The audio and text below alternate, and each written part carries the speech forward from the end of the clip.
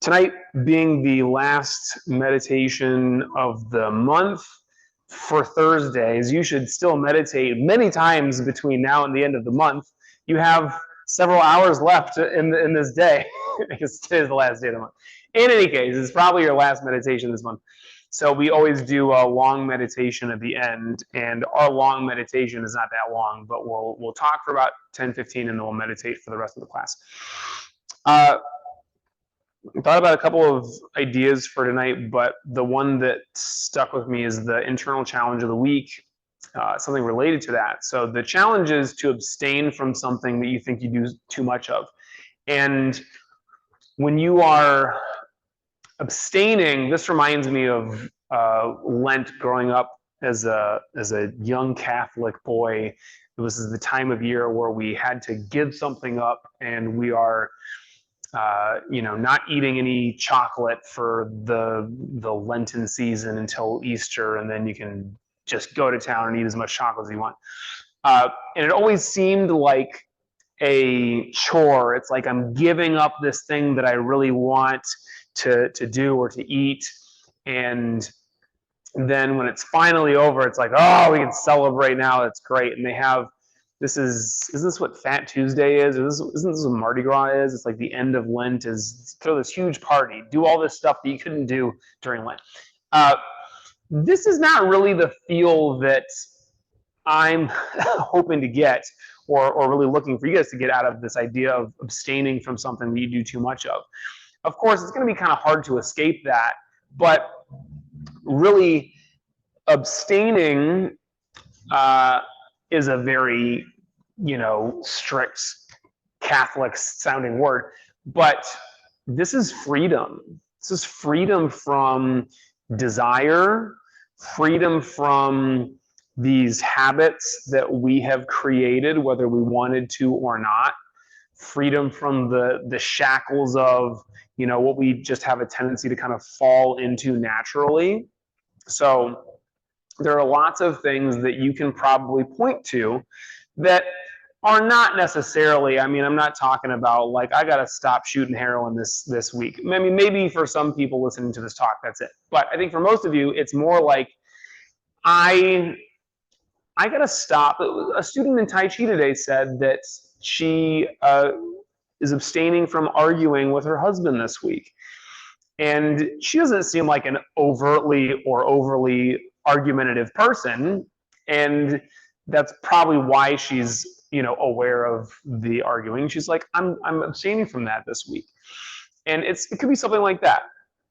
It could be something as simple as I'm not eating chocolate this week. It could be something as simple as something that you usually eat too much of, or it could be like I get in the car and the first thing I do is turn on the radio or turn on a podcast, and I'm always kind of bombarding myself with, is this thing on even right now? Can you come here and look at this and tell me? It is. It's live. I think it's live. Just double check that. So sorry, that's confusing me. What do you think? Do you need to press that button again? Try pressing it. Great. Now we're live. All right. So is it? Was it not already live? I think it's already. Oh, so we're just not on Instagram. All right, fine. So I'm going to ignore that thing now. So this is kind of what I have in mind. It's like freedom from a habit that's a little thing that's just not really helping you, or freedom from the way that your ego has a tendency to just be attached to something in the moment that is not really serving you well. So this talk is called The Power of Simple Discipline, because this idea of abstaining from something, or just a simple shift where it's like, I'm just not doing this thing right now. It is incredibly powerful, and it is kind of in its simplicity that its power lies, because it's not complicated. You don't have to do a whole lot of thinking or going back and forth. Should I do this or not? I don't know. You just decided, I'm just not doing it. Most of you have heard me talk about when I set my first goal ever. It was to meditate every day for a year. And it was really powerful and simple because I knew this is what I'm doing this year. This is what I'm doing every day. I don't have to think, am I doing it today or not? I just do it, right? It's the same kind of thing with this idea of abstaining from something. I'm just not doing it. And when we keep things like this simple, it of course makes it a lot more obvious for us. It makes it a lot easier to actually pull it off. A lot of times we have a tendency to kind of bite off more than we can chew, or try to put too much on ourselves. Discipline is something that requires practice. For most of us, it's something that we're still very much working on. And the easier we can make it for ourselves, the better. So when you're thinking about things to abstain from, you don't need to have a whole litany, a whole list of things. It's just choose one thing. And it should be something that makes your life simpler and better when you take it out, at least for the short term. I had to talk to the kids about this because the challenge of the week is abstain from something you think you do too much of. And I wanted them to understand that you might think that you brush your teeth too much, but that is not the thing that you abstain from this week. You might think you eat too many vegetables. That's not the thing that you abstain on. You're abstaining from something that really is kind of neutral to bad for you, or something that you know you will be better off at the end of the week after abstaining from this thing. And you might get to the end of the week and feel like, wow, I haven't turned on the radio one time in the car this week, and I feel so much more present. I'm really in that silence. It feels right to have less sound, constantly bombarding my mind. It feels nice. I'm just going to keep doing this, and maybe you'll just keep doing it for the rest of the year. Who knows? But the best shot we're going to have is when we give ourselves that really simple thing. This is what creating habits is all about, or this is one of the most important ideas to creating habits. So let's say it's something else simple. It's like, I'm abstaining from being lazy this week. What does that look like? I'm gonna run every day. It's not me. This is somebody else, one of you guys. Run every day.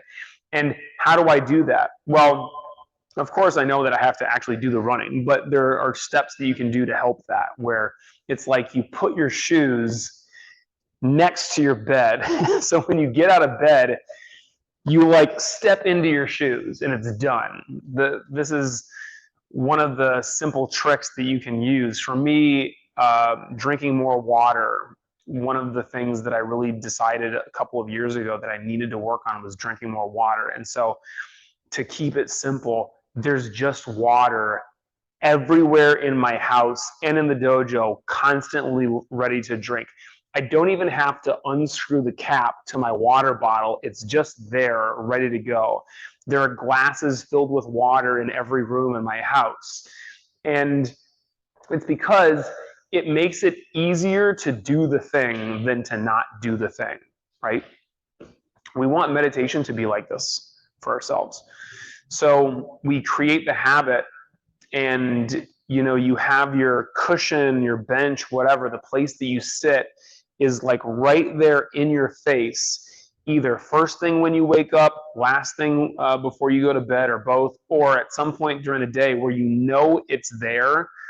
And it's like, it's actually easier for me to just sit here than it is for me to go through the emotional angst and like thinking about, should I do it now? Should I do it some other time? You just walk right by it and you sit. And when this becomes the way that our meditation goes, and the habit is just so strong and automatic, then it becomes, of course, very easy to do it, and we do it every day. And that's really what we're looking for.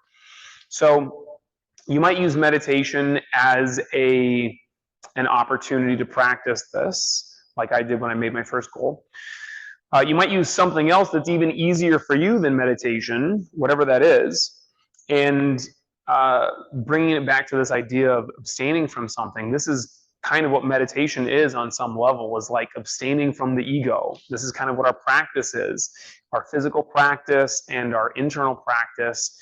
is about letting go of that little voice that is constantly trying to kind of insert itself into situations where it doesn't need to be. That little voice that's always trying to judge and compare and tell you how you're terrible or tell you how you're the most amazing or whatever it is, all that. And you can think of it like a habit. You are breaking the habit of ego identification, abstaining from identifying as ego, kind of the same thing. It's practice, right? So when we sit to meditate, which we're going to do in 1 minute, this doesn't need to be a complicated thing. It's kind of the simplest thing that you can possibly do. I mean, you're breathing all day long, but usually while you're breathing, you're also moving around and doing other stuff. Now you're just sitting and breathing. You're not even thinking. Your mind starts to think because your ego's got to be there, ever present. You just think, like, no, we're not doing that right now. This is too complicated for me. I can't possibly handle sitting and breathing and thinking all at the same time. It's too complicated. It's too much. I'm just going to sit and breathe. So you let that thought go and just come back. And this is a key point here. If meditation feels like something that you are forcing, of course, just the act of sitting down to do it, but I mean, like in meditation, if it feels like you're having to force the thoughts out of your mind in the same way that like abstaining from doing something feels like I'm forcing myself to not do this thing, you're never going to stick with it. It's going to feel like a chore and you're going to stop. Okay. But if meditation feels like there's a sense of ease to it. And when I have the thought, I'm not trying to force against it. I'm just letting it go, right? One of the easiest ways to abstain from thought, random thoughts and distractions, is by focusing on the breath. And you'll notice that it's kind of the same thing with everything else that we're trying to abstain from. If you're trying to abstain from candy by sitting there and thinking, I can't eat candy, I really want to eat candy, but I shouldn't eat candy, that's going to be torture the whole time. Instead, just eat a banana or something, eat something else, right? Or go do something else. Go in your car and listen to the radio, whatever. So kind of replacing this thing with something else that is better or that you're choosing, that is freedom, right?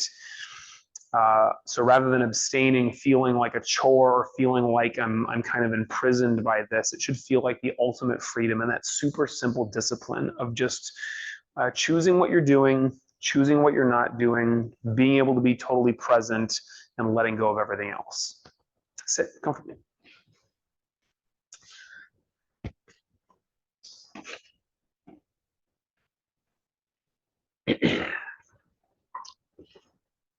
Miss Maisie, can you grab me a cough drop, please?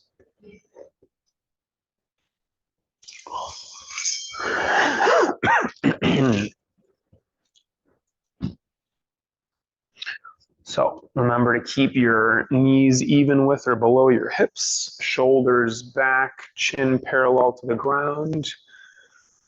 Thank you, man. Close eyes, spine straight, eyes upturned to the point between your eyebrows. Relax, watch the breath. Let go of all thoughts, worries, and cares. Be here now. When your mind wanders, and you start to get attached to something, the ego shows up. Instead of fighting against it, you can just let it go by returning to the breath in a way that feels comforting, like you're returning home after a long trip. You can have almost like a silent sigh. Please don't do this in the dojo, but it can feel like just a nice, gentle returning to the breath. And do that as many times as it takes.